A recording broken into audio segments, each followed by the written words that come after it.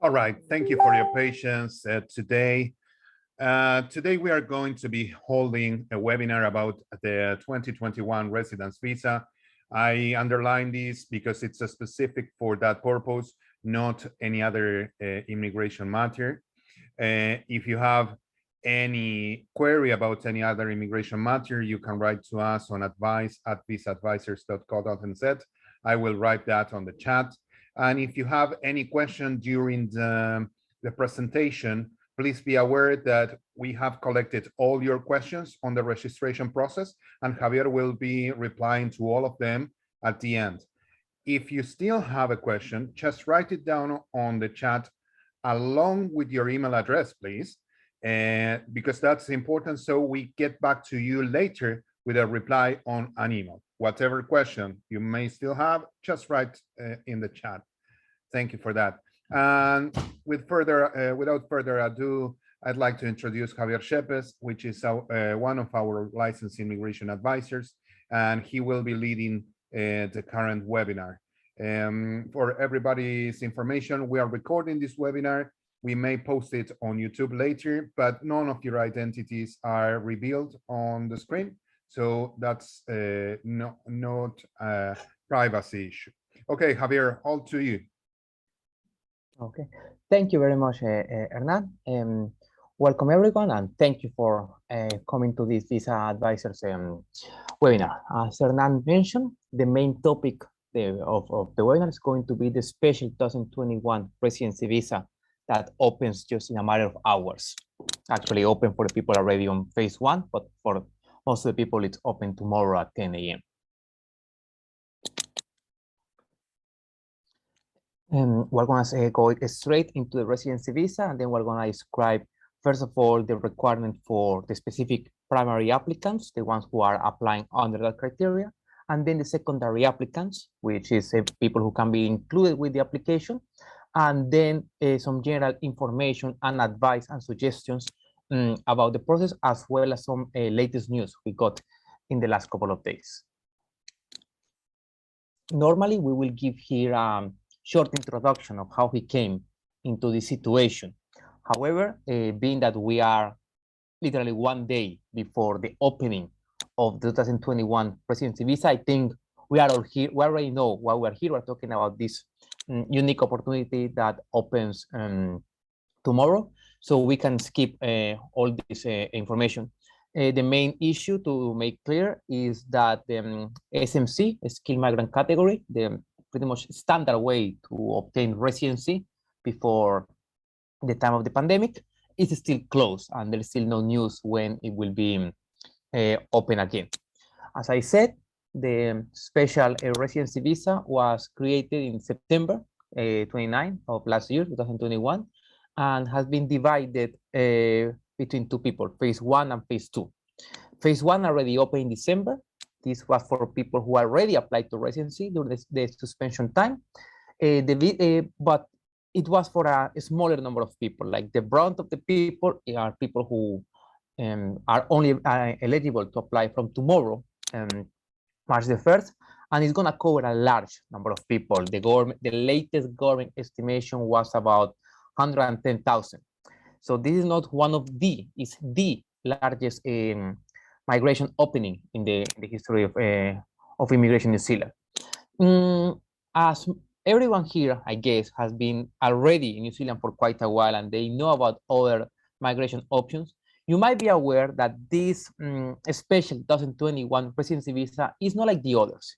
It's not like, for example, the SMC, in which we used to talk about points, how can you increase your option of claim more points or not. Those visas are perhaps more complicated, longer, but also more flexible. On the other hand, the 2021, it's what I like to call very black and white. There is very little room. You either have it or you either not. So let's begin to the specific criteria for it. There are two kinds of requirements. You have the general requirements that every migrant applying for residency must meet. And then you also have the specific criteria, which for this visa are settled, skilled, and scarce. So let's begin. Let's go straight into it. The first one, it's settled. An applicant meets settled criteria if they first arrive in New Zealand before or on September 29 of 2018 and have been in New Zealand for at least 821 days before that date, September 21, 2018 and September 21, 2021, inclusive that day.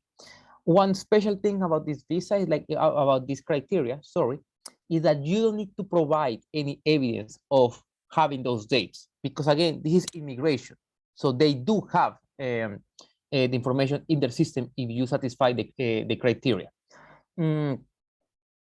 About the settled criteria, I don't like to say it's easier, but I understand why people take it like that. What I will say is that the evidence is the most simple one, that the one that requires less evidence. So I understand why people, when they are eligible for a different number of criteria, they may choose to go for the settled one because require less evidence to provide that you are eligible. Again, in most cases, immigration already has the criteria, has the evidence that you're eligible for this one. Yes. Javier, I'll be interrupting if you don't mind here and there whenever you state something very important. We have had several questions about what is the evidence that we need to provide if we are going for the settled criteria. And as you just replied, there is no need to provide any evidence. If you already comply with the criteria, then Immigration New Zealand knows. Is that right? Okay. Well, I want to make one small precision.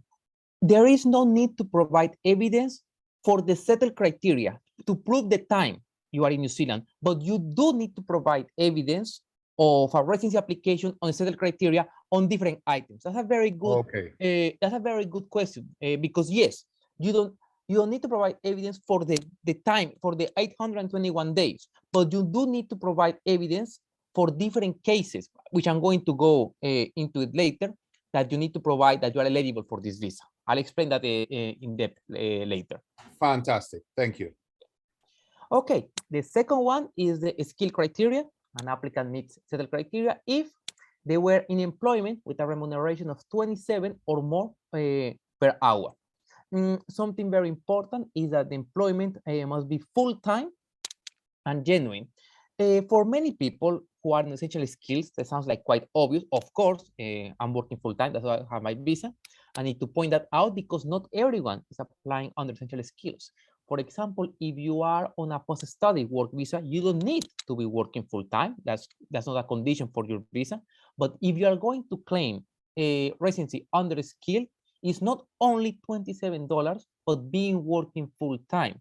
Let me remind you, full-time is considered at least 30 hours per week. So that's also very important.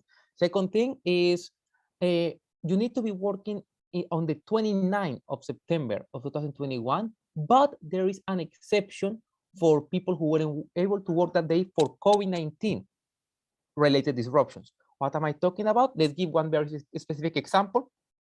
You work in a restaurant, and that restaurant had a COVID issue. A worker was positive, so they have to close it only for one day, for example. That's those kind of exceptions. As I will mention for many cases right now, the 29th of September being eligible for that date is very, very crucial, and this is one of the few exceptions when not being working during that day can be covered. If you have an exception related to a COVID-19 disruption and you are able to explain it, that's also fine. The last thing is also you need to check that your employment must be genuine, like your employer is not restricted. This shouldn't be an issue for the vast majority of people applying, but always remember that Immigration New Zealand has their own list of employers who are not allowed to sponsor workers because they have a bad past regarding employment law. So for most people or people who are on essential skills, that means your employer had no issues. But if you have some doubts about your employer perhaps being so dodgy, you may want to check the list, the banned employers list that Immigration New Zealand has, because it's public. You can find it, and you can be sure it's not going to be a problem for the application. finally, the third criteria is the scarce list. In order to be deemed scarce, the job needs to be part of one of the following four lists. You have the long-term skill shortage list, which I think many of us already know about it. It was very popular during the times of the work to residency visas. Jobs requiring occupational registration in the health or education sector, personal carers and other critical health workers, and private sector roles. This one is a new list. Only for this situation.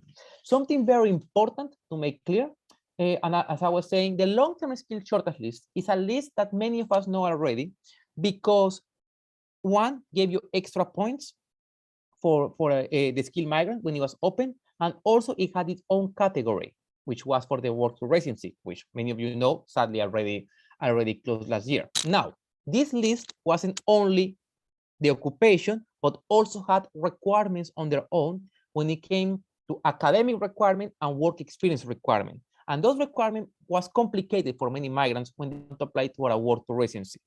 So I want to confirm here and now that those requirements do not apply for this scarce list. If your job is on the long-term skill shortage list, that counts. You do not need to prove the academic or work experience requirements that you see also on the list. Okay, so that's also very important. That's fantastic. It makes the application way easier for many people. Yes, yes. Like again, people who know about the long-term skill shortage list, the work to residencies, know those were really sometimes they were really strict academic and work experience criteria. So it's very good to confirm you don't need to meet those criteria. Only the occupation needs to be on that list, period. It's the same case with the primary sector roles. Just needs to be on the list, period. Okay. For the other two lists, as you can see, they are related with health. So you already need to be registered. You already need to be accredited to be able to do those jobs in the first place. So those ones do require a registration. Another thing very important to mention is that on the primary sector roles, you do have a difference. You have both chef and both cook. For people who work in hospitality, they know what I'm talking about right now. Historically, the long-term skill shortage list had chefs, but didn't have cook. And many people know about this because it was very complicated being able to prove that you were a chef, and cook was considered something lesser. For people who wanted to go for a work to residency or wanted to be considered high skill for potential skills, or wanted to go for a skill migrant, proving the difference between cook and chef was very important and sometimes very challenging. The issue, the good news, primary sector list has chef and also has cook. So people who have like lower position in a kitchen are completely eligible to apply under the scarce list. So that's also an amazing. That's also fantastic news, because we have seen many cooks throughout the years, and how difficult it has been for them, and this opens an opportunity. So fantastic news. Thank you, Javier. Yeah, that's again the primary sector role. It's very focused when it comes from farm job or those kind of very basic occupations. So yeah, it was very good news of people who endured the worst part of the pandemic. Okay, so we already have the 3 criteria. Let's go into the most important part. Am I actually eligible? So when I do this for my clients, I do it almost like, it's like a question out of a detective novel. What were you doing September 21, 2021? 2021, sorry. You need to have one of the visas that you see on the list. That's the entire list of eligible visas. On September 21, 2021, you need to have one of those visas, okay? And you need to hold the criteria, one of the 3 criteria that we mentioned. You need to hold that criteria on the day, on 21 September, and also at the moment of applying. There is one exception.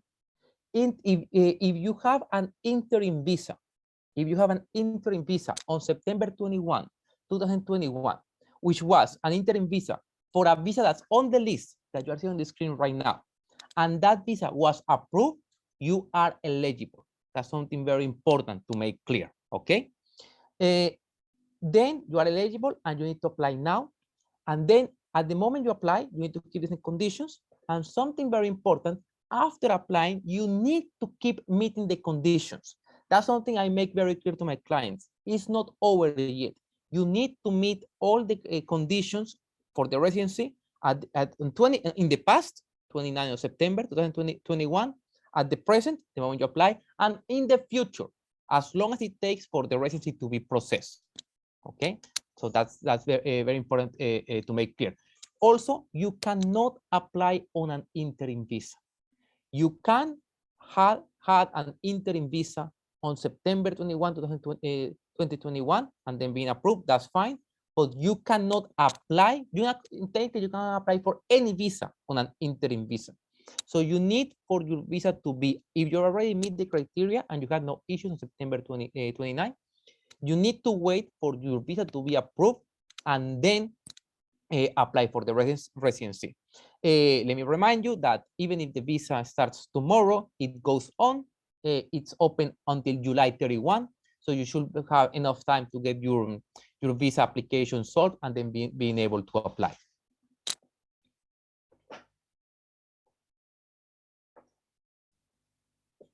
Now, this was the application, what I just described right now was the application for the primary applicant. Like the primary applicant needs to have those criteria, simple. But of course, many of us, we are going to apply with someone else. We are going to have secondary applicant, which is mostly partners or kids. The good news, as in most residencies, you can include a partner and dependent children.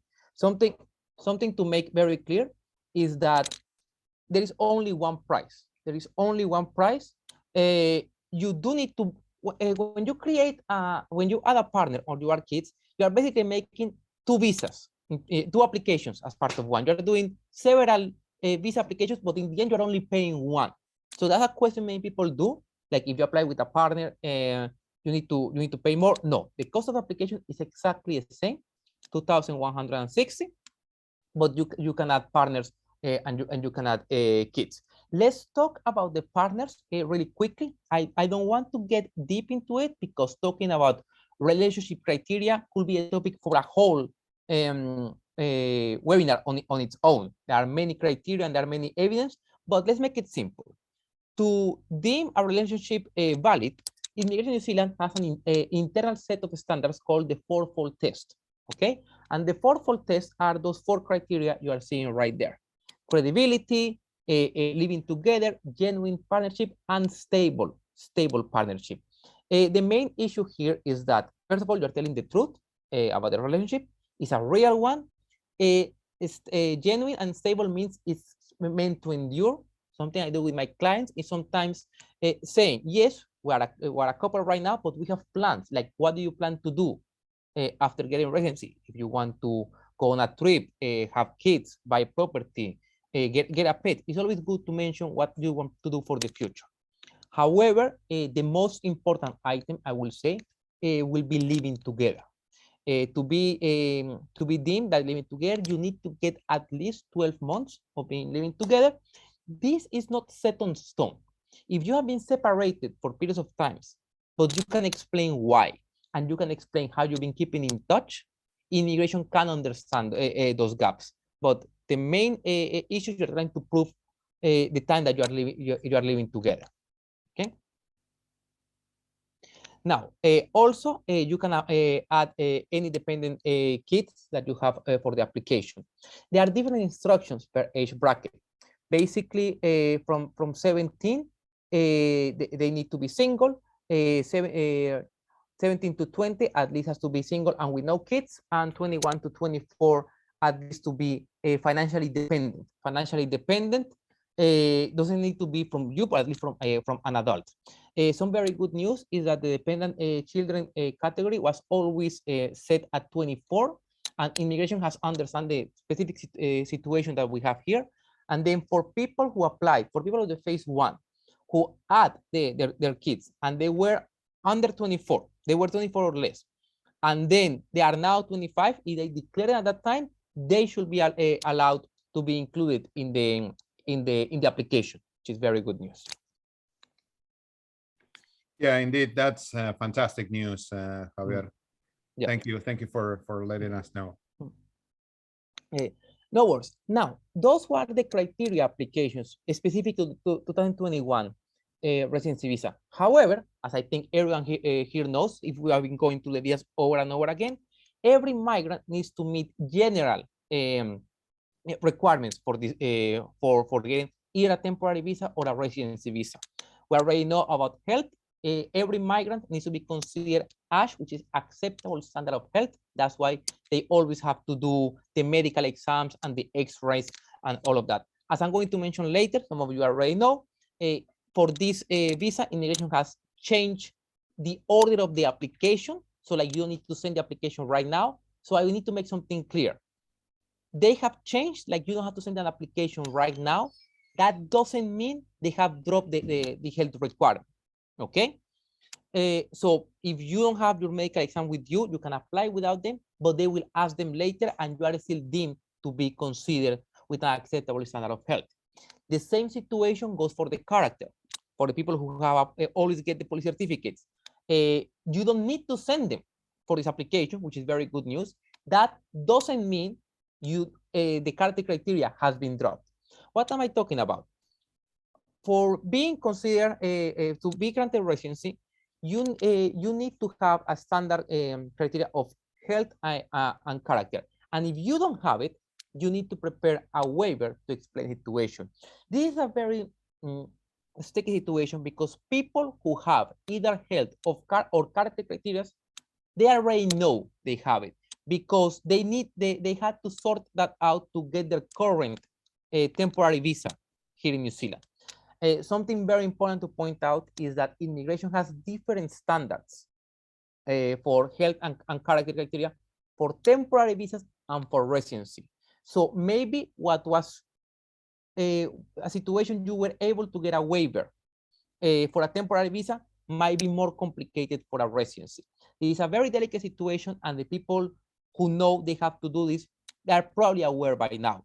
But basically, if you had a health or character situation in the past, you know that you need to prepare again a waiver in your application detailing the nature of your situation and giving the proper explanations of immigration of why you should be granted a waiver. Another part about the residency visa is that we have an interim visa for this residency application, which is very good news because normally residence visa didn't grant you interim visas as temporary visas you used to give.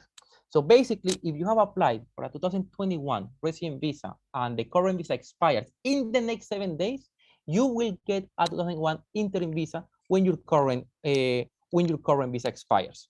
Keep the same visa conditions and is valid for 12 months until decision on residency. The way that this visa has been done, the way that immigration has been declared, they will try to process everything.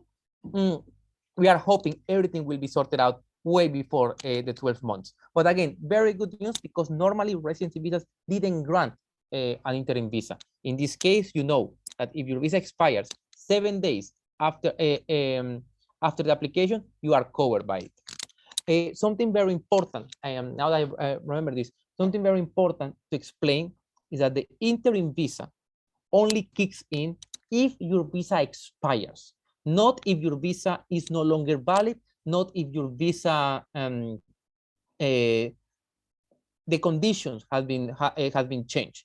This is a case happens many people on essential skills, you know, like if you stop working for your employer, if your essential visa expires, fantastic, you are covered for the interim visa. But if you quit your job, for example, that doesn't mean you get an interim visa. That means your essential visa, because it's not, you are not meeting your conditions anymore. So it's a very important difference that people need to understand when they're planning what to do after applying for residency.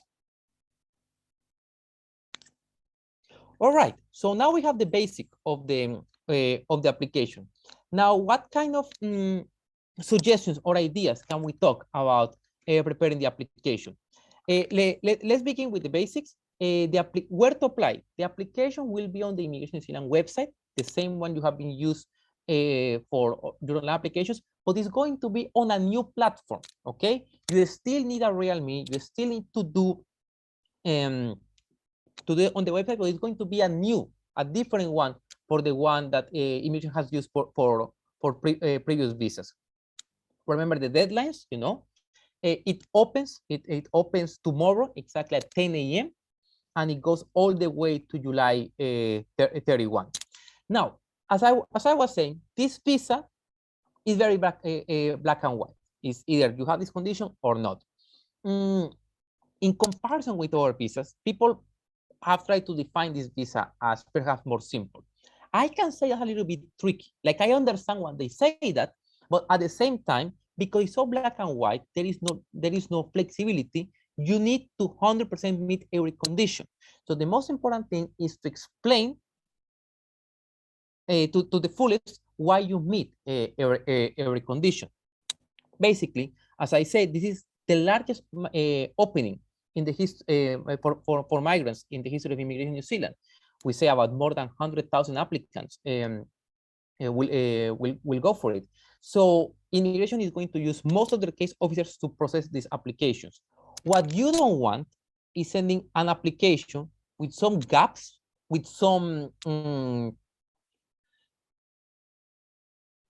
information that is not fully explained, and the immigration has to come back to you and say, sorry, we don't understand this, we don't like this, can you please send this document, will you please clarify this? What you want to do is, because you have this opportunity of a lifetime, like the criteria is simpler than other kind of visas, you want to give all the explanation, completely explain every single bit, get all the evidence that you require, and then the only reply you will get from immigration will be the actual residency. That should be your aim. Not trying to get back and forth with them, because for the amount of evidence you need to meet, you should be able to do it on the first time you send it. Okay. Avoid rushing and incorrect answers. This is something very, very important, even if it sounds so evident. Why? Nothing ruins a perfect future in New Zealand, a great migration project in New Zealand, that making a mistake on the applications. I need to make something very clear. It's not about the intention, but if by mistake you give wrong information, that can be deemed as lying. And nothing ruins an immigration process faster than consider that you lied to immigration. Okay? That's actually something not complying with immigration law and will put you in trouble for any kind of visa application in the future. So even if it was one mistake for you, they may take it as actually lying. So take your time, and correct and do it and answer in the correct application. Something we mentioned before, keeping your eligibility status. Some people are under the impression that they only have to survive until the moment of application, and that's it. I need to make that very clear. No, it's not. Okay, at any time before the residency is granted, immigration can easily go back to you and say, provide more evidence you have been keeping the condition of your visa. This is something because people are so fixed with the idea of having the criteria, the $27, the time, or be on the scarce list. They don't realize they need to keep that until the residency is granted. So it's very important to keep the conditions of your visa. Okay, Javier, that's really important to mention, because several people are asking, hey, can I quit my job? Hey, can I do this? Can I do that? And with your answer is keep your eligibility status is really important. So thank you. Yes. Also, people are saying like, how long is it going to take? Sorry, I can only say what we already saw with phase one. People at phase one, people who were able to apply on December 1st, and they got answers. Some of them got really quick answers. We know about residencies being granted after only 3-4 weeks, which is very, very good news. Something we didn't know at the moment the news about this residency visa were released, we didn't know how would INSET approach these visas. It will be like back of the queue, like some of the SMC that has been taken even years, or it will be taken as a priority. The good news is like definitely this is a priority to solve for INSET. So that also brings us to the same point. There is absolutely no reason to quit your job or change it when Immigration New Zealand is doing everything possible to process these visas as fast as quick as possible. After you get granted residency, you don't have any obligation. If you are granted a residency under these 2021 conditions, you have no obligation anymore when it comes to employer, to wages. So you need to wait until that is over. Also, when you get residency, it's good to know, some people are not aware of this, New Zealand makes a difference between residence and permanent residency. So that's very good for people who want to stay here permanently, or if perhaps going for citizenship in the future. It's not over yet. You already did the hardest part, which is getting residency. Congratulations, but it's not over. You need to move from residency to permanent residency. That's another process. There are 5 ways to move from residency to permanent residency.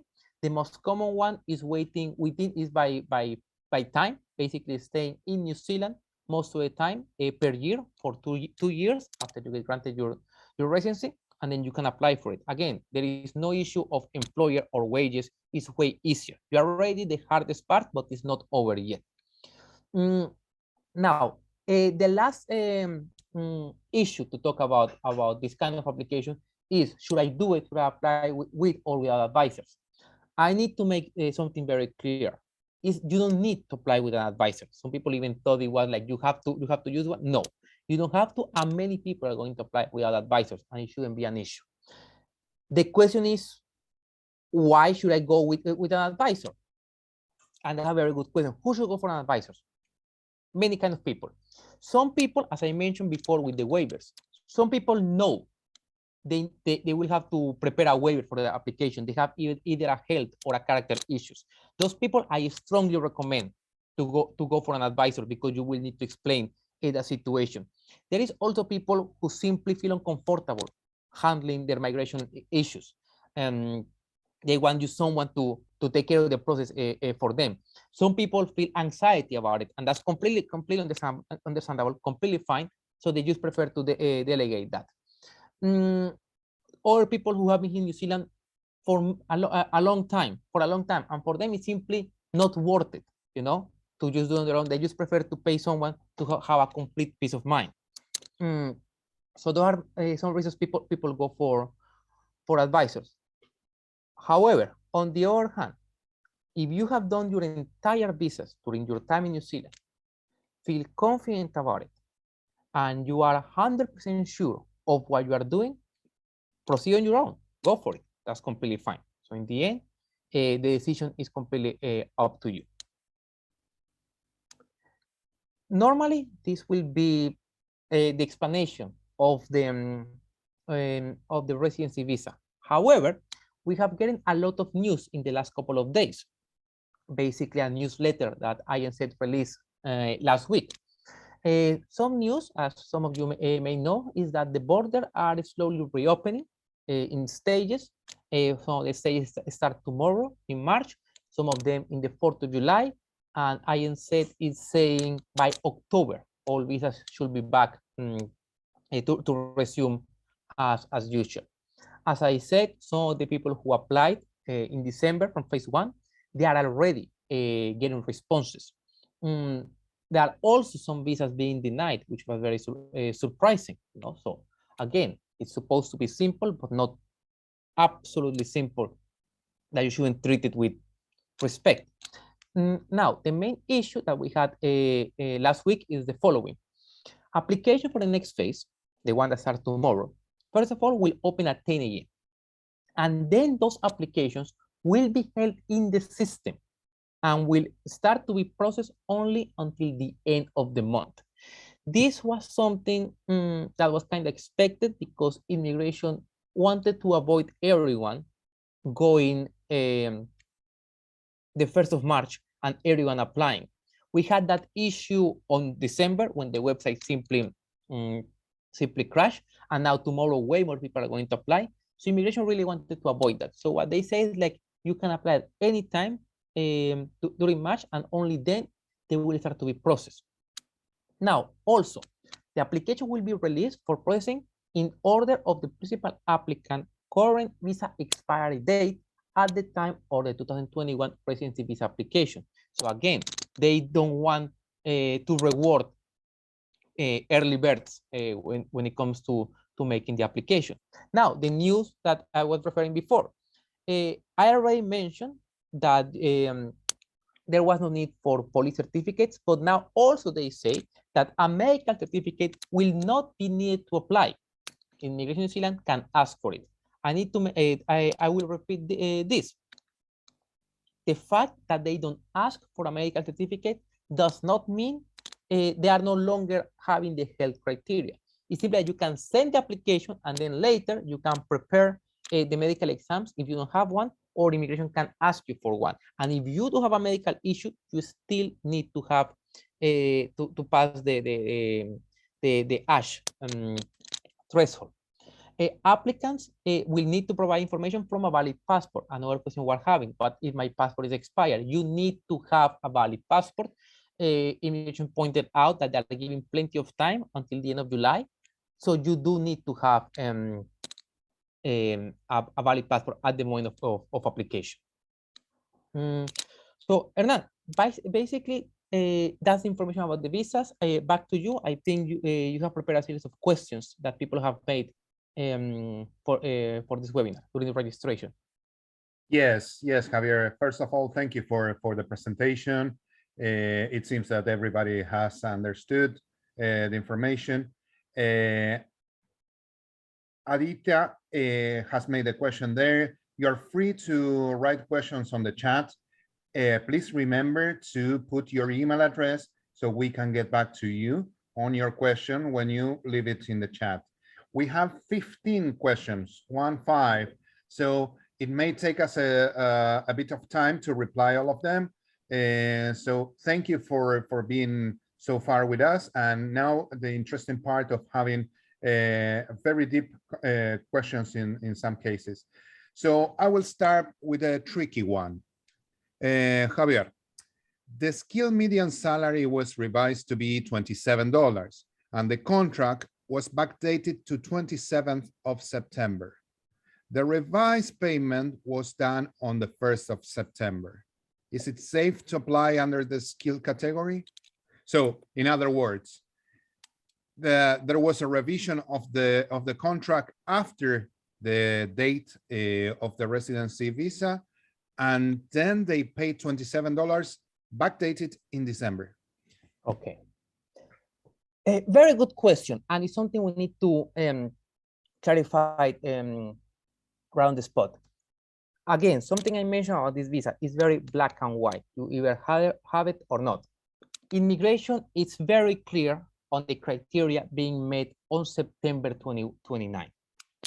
About this question, about the nature of back pays, I want to confirm that I personally got in contact with Immigration New Zealand to get an official response from them. The response is that if you have an issue, if you didn't meet the criteria on the 21st of September and then you met them because of a back pay issue, it doesn't count. Okay, I need to make that clear. As I mentioned, we have the excuse of, not excuse, sorry, we have the exception that if you didn't work during that day because of a COVID-19 issue, that's the only exception you can give. But if it was an issue of back pay, I need to make clear that that will not be counted as having the skill criteria. I think the person mentioned that is also eligible to apply under SCARES, right? I think so. Yes. Yes. Yeah, that's good. That's good because SCARES is not tied to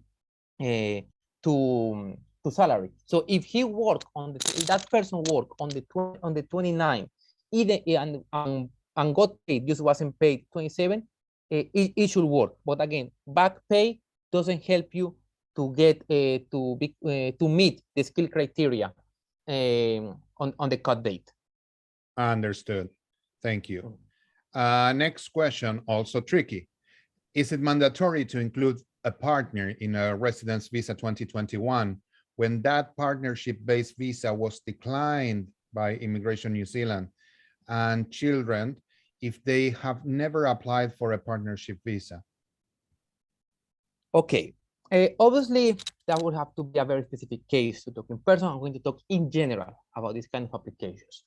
There is a big difference. It's good that people understand, which is declaring and including. Declaring is when you fill the application, you declare if you are in a relationship or not. Then you can include them or not in the application.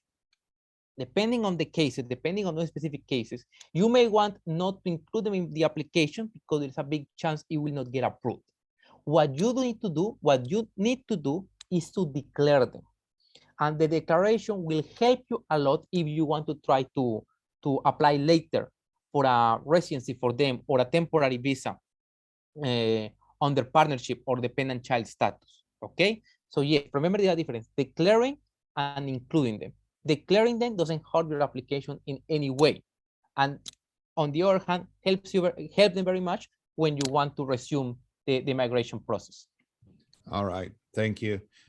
This is a typical and very common question, however, very relevant. If we have completed more than 821 days in the time period from 2019 and 2021, but we were not in the country on 29th of September 2018, are we still eligible? If you arrive before September 21, 2018, yes. September 21, 18 is not a black and white date like September 21, 2021 is. If you arrived before that day, you were not on that day, and then you came back and you meet the 821 days, yes, you should be eligible. But you need the one you need to be in New Zealand is in September 21 of 2021. Okay, perfect. Thank you. The next question. I have been granted a critical purpose visa under a variety of conditions. It expires on September 2023. I am eligible for the residency visa? Wow. Okay. Obviously I don't want to get specific into this case, but I do have to say that those critical purpose visas and areas such as the COVID-19 support are very good visas when it comes to these kind of applications. These people with those visas might be able to apply without meeting the skilled, scarce, or settled criteria. Okay, in that case, it will have to be a confirmation of the condition of the visa. You keep meeting them, but the good news is those visas are very they fall under a series of exceptions that grant people eligibility for the 2021 special visa. So yeah, I will really recommend that person to get in touch because I think there are very good chances they should be eligible. Looks promising. That's all I can say. Fantastic. So in that case, get in touch with us. Next question. This is kind of wide, but you'll manage very well, Javier, I guess. What documents are needed for partners and wives and children? Yes, that's the question we always get, right? Just as I was saying that the 2021 is so black and white, partnerships, the evidence for partnership is the opposite. There is no set in stone documents you need to provide. Immigration does give an idea of what you need to prove. So what happened is like a it's a wide array of documentation that proves what I mentioned, the fourfold test, like you are living together. So the common thing about letter from people, evidence you are living together, etc., etc. So there is no specific guideline, you know. There is nothing, even in the official immigration instructions of the list. We as advisors, because we are experienced, we have done this many times, we have an idea, we have like a special document checklist that based on experience helps very much with INZ to prove partnerships. Like I say, talking about partnerships and the areas will take a webinar on its own. What I can recommend is that we have a very good article on the Visa Advisor website that talks about that in length, okay? And it gives like a specific evidence we always ask for clients. So I think it will be good if you check the website for the partnership issue, because I were able to explain that more in depth. Thank you. Thank you for that. The next one is for the skill criteria. I signed a job contract exactly on the 29th of December 21, but my first working day was 11 of October. Am I eligible? Another issue of black and white. You need to be not sign a contract, you need to be working September 29. So in that situation doesn't look very promising. Again, I would like to know why they weren't working the week before. Again, one of the few exceptions you could find is if you can, if there is, you weren't able to work because there was a COVID-19 related disruption. That will be like the only exception I could find for that case. All right. So the answer is no. Next Yeah, one. the answer will be, give a full answer why you weren't working that day and see if it's if it was related to COVID-19. You never know. Okay. The issue about this kind of questions, like, of course, you want to be as optimistic as possible. So I will always wait for a last answer on some issues. And that's why also on the good news, for example, the critical purpose, I say there are very good possibilities, but you don't want to commit until you have like the full story. Okay. Okay. Thank you for that. Can I add my wife on my residency visa, even though we could not live together for at least 3 months due to the pandemic? You can, yes. The issue is explaining why you weren't living together. Again, immigration really cares about living together. And they really care about you living the past 12 months together. It's very important, but it's not very, there is like a little room for flexibility. If you explain what happened, you need to explain two things. What happened, why you weren't living together, like the nature of the emergency. I will say this, immigration has been quite understandable when it's COVID-19 situation. So that's one thing, what happened?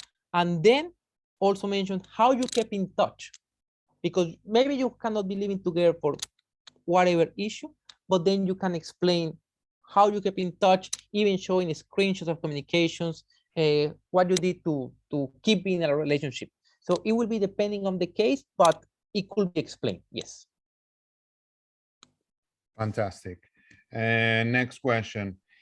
It's kind of generic. Is anyone on a post-work study visa eligible for the residence visa, the 2021 residence visa? Yes, yes, of course. As I think we show here, the post-study work visa is one of the eligible visas. And I must say, it's one of the best ones. I will say one of the, well, not one of the of the best one. Let me explain. It's one of the ones that require less conditions. As I was saying, when you apply for residency, you need to meet the criteria and you need to show you are keeping the conditions of your visa. The post-study work visa is one of the visas with less conditions required. You don't need to be working, you don't need to be in a certain part of the country. So it's very, very open. So for example, if we go in a complete hypothetical scenario, a post-study work visa for a settled criteria, you need little to nothing for that application.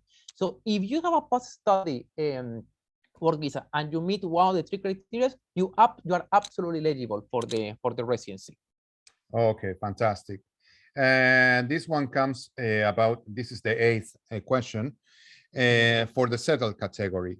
We are over 900 days in the country, but that was only from January 2019.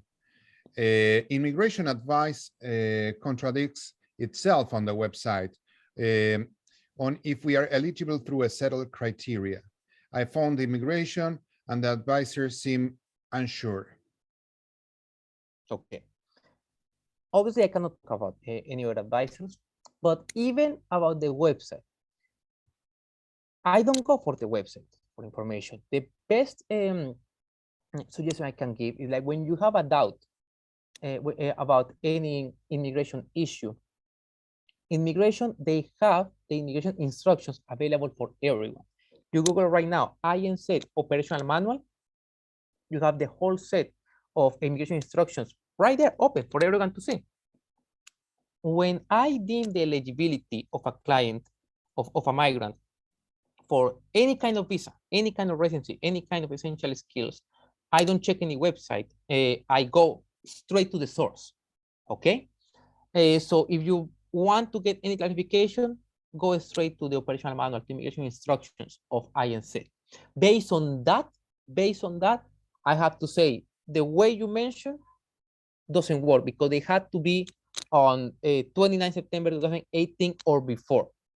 So the way you, like, again, I cannot talk for any website, I cannot talk for any previous advisors, but if you are going for settled criteria and you arrive after to 29 September 2018, doesn't look promising. Okay, understood. Okay, last 5 questions. Should I declare my partner even though he is not included in my application? Absolutely. That's what we mentioned for all questions. Even if you're not gonna include them right now, declaring them is very, very useful for when you want to start a migration process with them. When you want to bring them, if they're not with you in the country, and you want to bring them later in the country and live together with you for those 12 months and then apply for residency, declaring them is a legal, it's evidence directly with INZ that you are in a relationship. So I absolutely, like I know some people will not be able to include partners in their applications, and that's fine. Sometimes those complications have, but nothing stopping you from declaring them at the application. So I do recommend that. Okay, fantastic. This is a very generic question, but valid anyways. Is it true that when we apply for the Residence Visa 2021, we don't need to attach any document? I think that could have been a misunderstanding of the news released last week. Okay, like in the sense like you don't need to apply, you don't need to add the medical certificates, you don't need to add the police certificates. That's true, you don't have to apply, but that's only very, very specific. You do need to add the evidence documentations. Again, you need to you need to show evidence for 2 general issues. Number 1, that you meet the 2021 residency criteria, period. The whole settled, skill, scars, period. And the other evidence is proving that you have been keeping your visa conditions, and that changes depending on your visa. So essential skills worker, which is, I will guess, the majority of people who are going to apply, they do need to prove that they are keeping the conditions of their work, which is working for some specific employer. So you need to prove that evidence. On the other hand, like we talked before, post-study work visas, they have little to no conditions. So those people will not need to add evidence on that, but they may have to add evidence of meeting the skill on all the scarce criteria. Okay, fantastic. On only for a thought scenario, the only evidence I will see people, and not I was going to say post-study work visas for settled is like one of the scenarios. You will need to send less documentation, but even then you need to send documents. You need to send your passport, you need to send your birth certificate. You still need to send something less than normal, that standard work essential skill visa or a skill migrant. Less, yes, but you still need to send an application, and you need to treat it seriously. That's the other thing. As I mentioned before, maybe because it might be seem simpler than other applications, people might underestimate it, and they don't realize this is a residency application. Okay, so for example, if you are going to apply on your own, if you apply with an advisor, it will be done. But if not, mind you, write a cover letter, explain why you meet every single condition, make the job easier for the case officer. Okay, that's really important to note. Thank you for that. Okay, the last 3 questions, I believe they are really important, and they have come to us several times. First one, if I leave New Zealand before my residency is approved, would Immigration New Zealand put my application on hold or keep it processing? Okay, this was an inquiry that happened a lot during the first days of the residency. Sorry, that they opened the news about the 2021 residency. and it was sorted out directly with immigration. I want to confirm that yes, the application will still be processed. Okay, there was doubt about it, and we contacted immigration directly, and they confirmed that the application will still be processed if you leave the country after applying. Okay, that's a very common question. The next one is also super common, very important. If I apply under the skilled category, but the next day I quit my job and don't get a new one, do I still get granted residency? Don't quit your job, please. People, stop quitting their jobs before getting the residency. After you get the residency, you can do whatever you want. But before that, you need to keep your visa conditions. You need to keep the visa conditions and your eligibility conditions. Okay, like under settled, you don't need to keep that job. But if, for example, you are on essential skills, you need to keep the conditions of that visa. So it's not over until you apply. And again, I want people to understand the difference of your visa expiring, in which case you are covered by the interim visa, and not keeping your visa conditions. Because you keep working doesn't mean your essential skills expires and you get an interim. It means you no longer have an essential skills. So yes, it's very important to get that difference. Okay, last two questions. Can my partner outside of New Zealand apply for residency? If you mention about adding your partner, like you are the principal applicant, yes, of course. Same thing, you can declare and maybe not include, or if you include, you need to explain why you're not living together. But if the partner is the principal applicant, it has to be in New Zealand. Now with the news of the border opening and the time that we have until the end of July, it should be enough time for the applicant to re-enter New Zealand. Oh, sorry, I was speaking in mute. Good, thank you. And the last question, what happens if my passport is expired? I have lodged for an application for a new one, but it may take a while. Also, my 7-month-old baby, New Zealand born, does not have a passport either. Okay. This is a question that New Zealand answers all the time. You do need a valid passport. You do need one, even the baby. They also mentioned that on their last newsletter, that they are giving time until the end of July for people to sort their passport issues. So I need to make that clear. Yes, you need a valid passport. Doesn't need to have like enough time, like more than 6 months or something, which happen in some situations. No, for this residency, you don't need to have, but you don't need to have it valid for more time, but at least at the time of application. So if the baby doesn't have a passport, both you and the baby, you need to have a valid passport before applying. You have 5 months, so yeah, it should be fine. Okay, fantastic.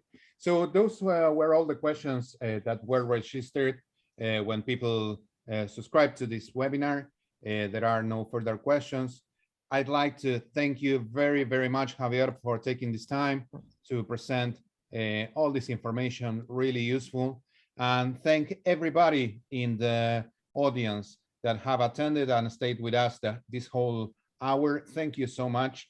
Of course, if you need any help here at Visa Advisors, we can provide that. We are here to help, and we would love to do so. If you are applying by yourself, the best of the lucks on such an important event. That's all on me, Hernan Sosa and Javier. Anything else? No, the same as you were saying, all the best for everyone who is going to decide to apply on their own, or an advisor is all the same. Just remember, take the time to do it, only one, but do it properly, okay? Again, now they gave no excuse for people to rush on the first day. Applying tomorrow is exactly the same as applying by the end of the month, and then after that, it will be processed by the time your actual visa expired. So take your time, even if it's supposed to be a simple visa, take it with the gravity that it means, that it's a residency visa, and do it the way that the only reply you will have for immigration will be the residency itself. Okay, thank you for that. And last request to all of you, if you'd like what you saw on this webinar and find it useful, please feel free to leave a review in Facebook or in Google. You would help us a lot. It takes a little time and you would certainly help us. So thank you all for attending this webinar and talk to you anytime in the near future. Bye-bye. Bye.